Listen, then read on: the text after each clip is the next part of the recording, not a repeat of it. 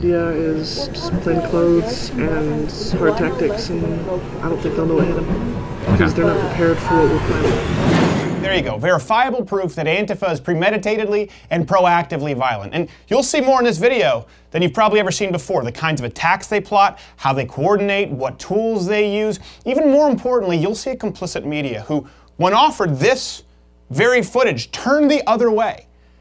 How do we know all this? Because we've been infiltrating this organization for a long time. Hard. But first, you'll need a primer.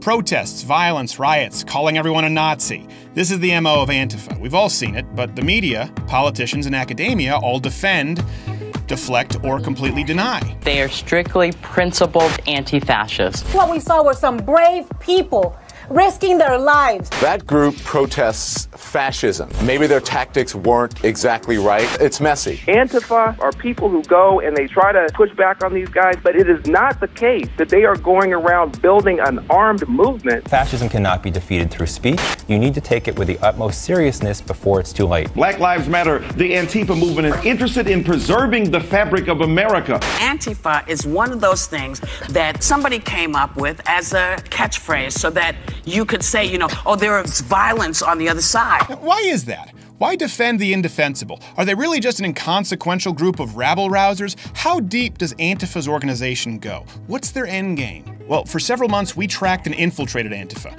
culminating in their violent protest of the notorious Jewish Nazi speaker, Ben Shapiro, at the University of Utah. In order to get in with the Antifa crowd, we had to infiltrate their private groups. After news broke that they were officially classified as a domestic terrorist organization, they pulled everything in much closer to the chest. They started vetting people, becoming paranoid about spies. They demanded we meet with them in person, installing a cryptic messaging app onto our phone, which they used to organize. So I just met with the guy, and he installed a super secret encrypted messenger app on my phone, and they immediately took roll call, using all pseudonyms such as Firebird, Ski Mask, Xavius, yeah, everyone except for Will.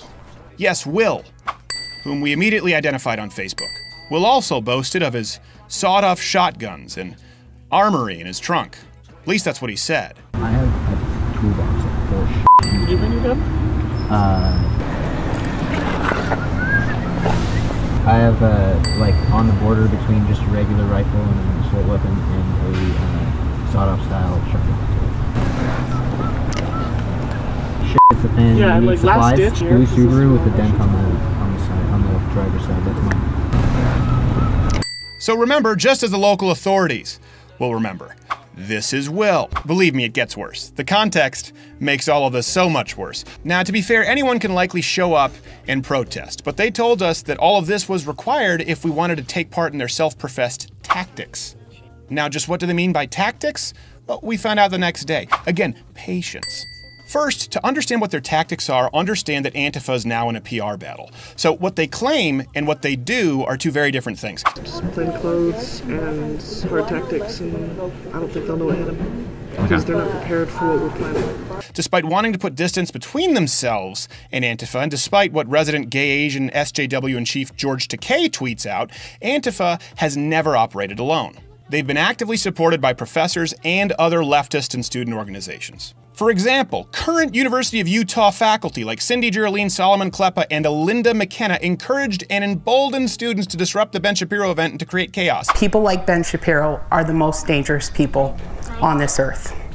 And we're going to fight him tomorrow, aren't we? Yes. Solidarity. And student organizations like the Students for a Democratic Society, because that's the thing, not only work alongside Antifa when convenient, but work with them to scope out police and even to provide pseudo-security by committing acts of violence. Antifa is, just to be clear, it's not an organization. That's what we want to know. It's short for anti-fascist, and I'm absolutely anti-fascist. We signs explicitly ask these people who show up in Black Bloc to show up, these Antifa people to show up, because, you know, in the past we've been threatened by 3%ers, we've been threatened by neo-Nazis, we've been threatened by these people before, and their presence gives people an immense more amount of safety. Now, according to Antifa's own words, what makes them different? The difference between them and many of the other activist groups is the willingness to respond with violence. See, the ultimate problem with Antifa and the organizations and professors who support them is that because they paint their opposition as Nazis, they've developed their very own unique code as to what warrants a violent response. They are ready and looking for it. Okay, you're gonna take the knife. How much did you bring your gun? I have like on the border between just a regular rifle and an assault weapon and a sawed-off style shotgun. And then I've got a handgun. Yeah, we got 2 AKs coming. The willingness to respond with violence, the way that I would address what you were just asking about is I don't want to disavow an ally within the movement. The no pictures, that part, I would say it's understandable given what I was just talking about with anonymity. Now context, don't forget. What you gotta do can include violence against anyone you call a Nazi. They call Ben Shapiro a Nazi. They're allowed to commit violence against anyone filming them. And just how violent can they get? If you go down to like the military surplus store, the Navy surplus store, whatever, you can get like a K-bar for like 30, 40 bucks. And it's just a combat knife. It's a fixed blade, 5 inches or so, but it's just you strap it on your leg and you're good to go. I mean, this one's like tiny, so you have to really stab them. Yeah, and like last ditch is gonna be lure them down here. Whoa, hold. Luring people to their cars with sawed-off shotguns and handing out knives and shivs. This went far beyond a goof, and we needed to get Nake Jared out of there. Good thing the man's got a quick mind. Is there a place to shit around here? I don't know this campus. And to the right. All right, I'll be right back. You guys could be in a few minutes. Yes, at the risk of being called a snitch, Nake Jared immediately turned the footage over to the authorities, who were already aware of our presence there, by the way. Turns out they'd been tracking this pansexual / transgender queer with an axe to grind for a while, and they were grateful for our footage.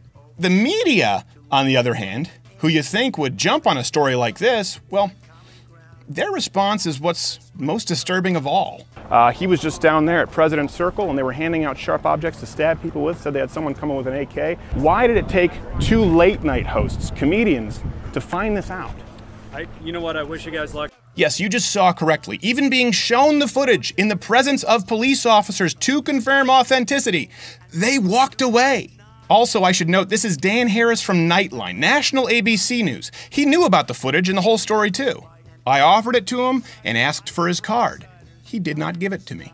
We were delivering a story to local and national news on a silver platter which included infiltration, violence, and exposing the roots of a national domestic terrorist organization. And no one even wanted to give it a glimpse? Not one person? It didn't even get mentioned. Protesters flooding the campus trying to shut down conservative speaker Ben Shapiro's appearance. These are protesters that are against Ben Shapiro, conservative. Only these people didn't call Ben Shapiro controversial. They called him a Nazi. And they aren't there to protest. They are there to punch Nazis as they chalk and paint on the walls or commit violence against people filming them, depending on the day. Case in point, our footage assisted with leading to the arrests of these violent protesters. Good example, codename Honeybee? Her real name is Jenna. Now, let me be clear here, we do not want to dox anyone, and we ask that none of you dox anyone, but we do want you to alert your local authorities if you recognize any of these people. These folks aren't playing a game anymore. This is serious violence.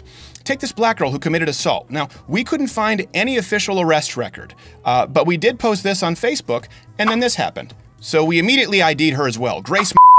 They're so easy to trick. Officers, we appreciate your service. Here's the thing, Antifa and its supporters are openly practicing violence. Worse, they plan it. They plan to escalate it, as you can see. Now, if they call Ben Shapiro or me a Nazi, what does that make you? If they justify violence against someone with, I don't know, an iPhone camera, what can they do to you? But worst of all, why did it take a late night podcast host and his producer to do this kind of journalism? Cryptic messaging apps, private groups, handing out illegal weapons and planning tactics. You mean to tell me that no one at ABC, NBC, CBS, CNN with billions of dollars in resources could have done this? It took Steven Crowder and not gay Jared to pull it off with some plane tickets and a couple burner phones? Sure, listen, Antifa is violent, they suck. We get it, very violent. But the fact that the media has never reported on any of this begs the question, are they complicit? Is the media complicit with all of this? Or do they just suck at their jobs?